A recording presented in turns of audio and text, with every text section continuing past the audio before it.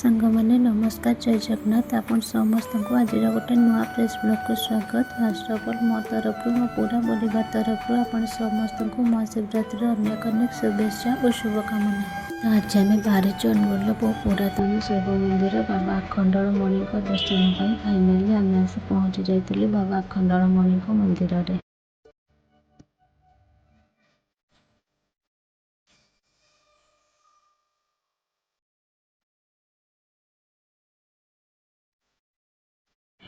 एते गहली और लंबा लाइन भितर भी बाबा सुंदर दर्शन मिलगला। बाबा पूरा फूल सजाई होते और बहुत सुंदर देखा जाते।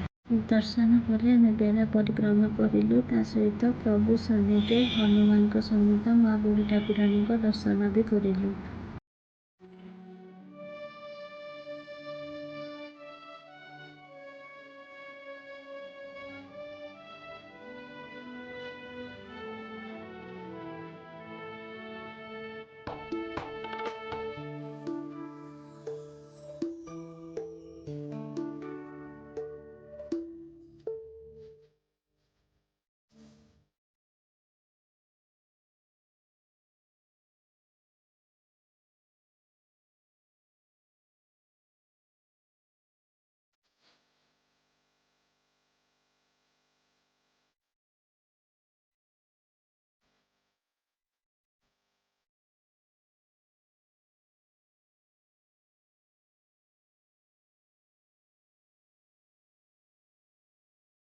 अखंडलमणि दर्शन पर आम बाहर शैल श्रीक्षेत्र।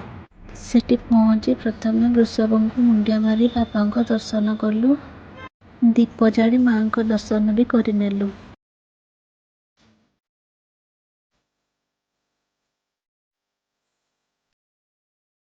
संध्या बेले आम आसी घर पाख मंदिर में पहुँची जाइलु। सेठी पहुँची देखे तो श्रद्धालु मैंने मंदिर प्रांगण में जागर दीप जाली बसी तो मुझे आ डेरी नक फूल सजाई अरुआ चाउल दे मोर जागर दीप को जालीदेली। आठी भजन समारोह भी चलुला।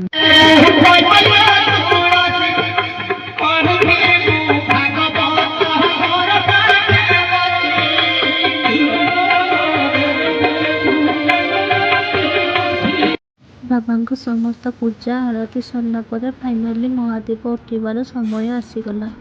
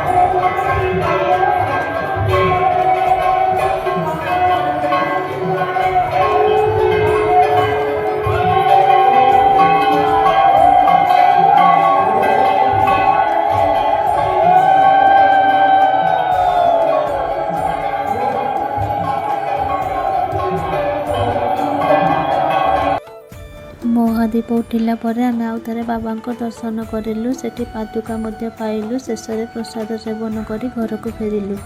तो सांग मैंने आज ब्लॉग टी केमिति लगिला कमेंट निश्चय जनइबे। ब्लॉग टी भल लगी लाइक शेयर और चैनल को सब्सक्राइब करने को जमारू भूलिबानी। मु रहिली जय जगन्नाथ।